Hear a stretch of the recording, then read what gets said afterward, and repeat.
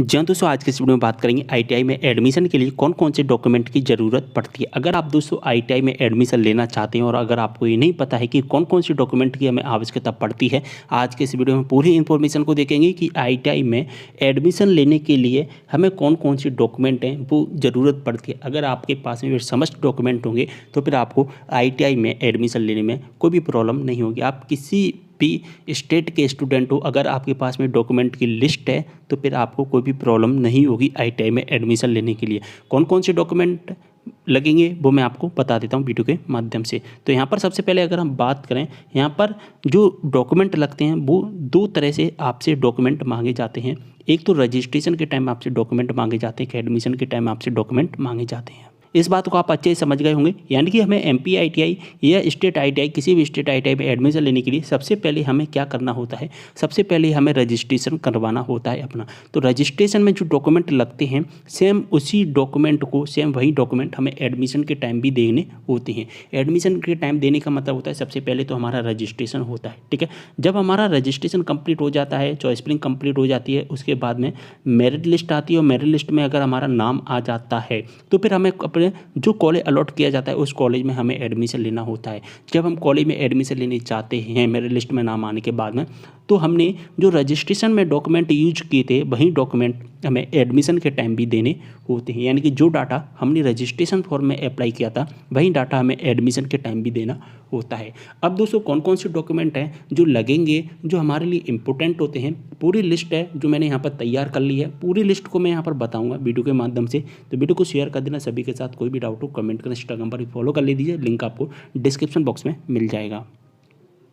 तो दोस्तों चलिए आप एक एक करके डॉक्यूमेंट की लिस्ट देख लेते हैं। अगर हम यहाँ पर बात करें डॉक्यूमेंट की लिस्ट में, सबसे पहले हमारे लिए इम्पोर्टेंट होता है 10th क्लास की मार्कशीट। जी हाँ दोस्तों, 10th क्लास की मार्कशीट हमारे लिए सबसे ज़्यादा इम्पोर्टेंट होती है। सबसे पहले अगर आपके पास में 10th की मार्कशीट नहीं होगी तो फिर क्या होता है ना दोस्तों, जो हम रजिस्ट्रेशन फॉर्म अप्लाई करते हैं उस रजिस्ट्रेशन फॉर्म में जो भी डाटा होता है, जैसा कि हमारा name, mother's name, father's name, date of birth, ये सभी चीज़ें 10th क्लास की मार्कशीट के हिसाब से डाली जाती है।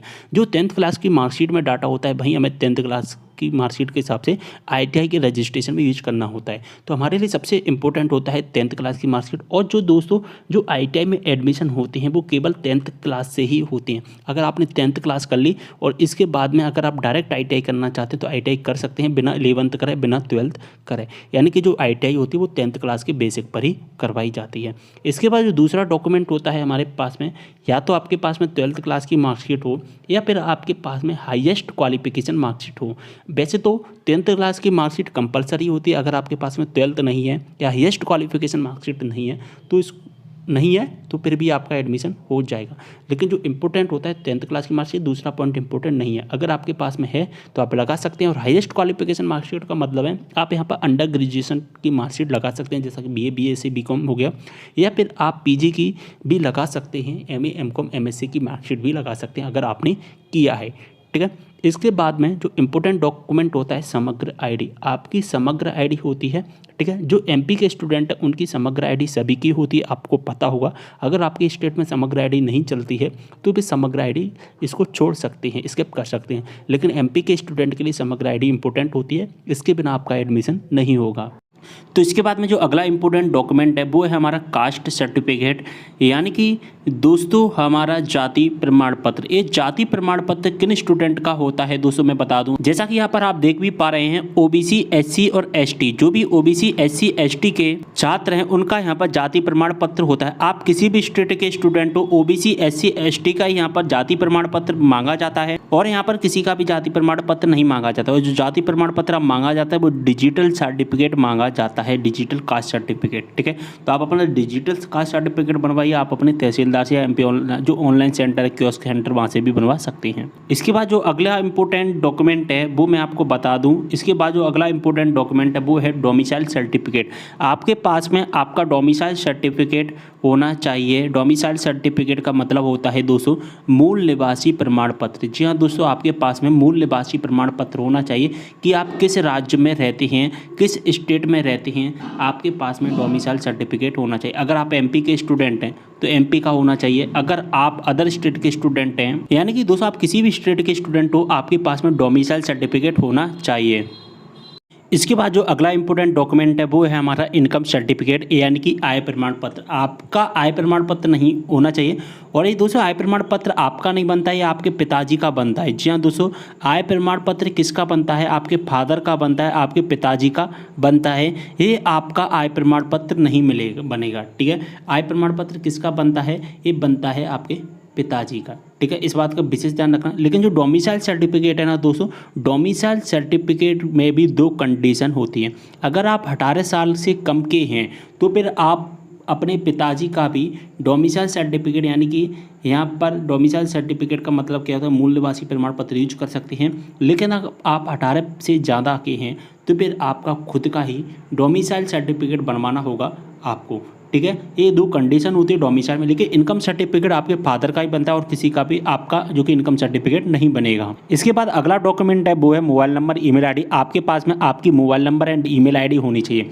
ईमेल आईडी नहीं हो तो एक वीक के लिए चल भी जाएगा, लेकिन मोबाइल नंबर इंपॉर्टेंट है, क्योंकि जो भी अपडेट होती है वो जो भी रजिस्ट्रेशन नंबर होता है, जो भी पासवर्ड होता है वो आपके मोबाइल नंबर पर ही सेंड किया जाता है जब आप रजिस्ट्रेशन करते हैं, या जो भी अपडेट होती है वो आपके मोबाइल नंबर पर ही आती है। तो फिर मोबाइल नंबर होना जरूरी है, ईमेल आईडी भी होना जरूरी है। अगर ईमेल आईडी नहीं तो एक बार के लिए काम चल भी जाएगा।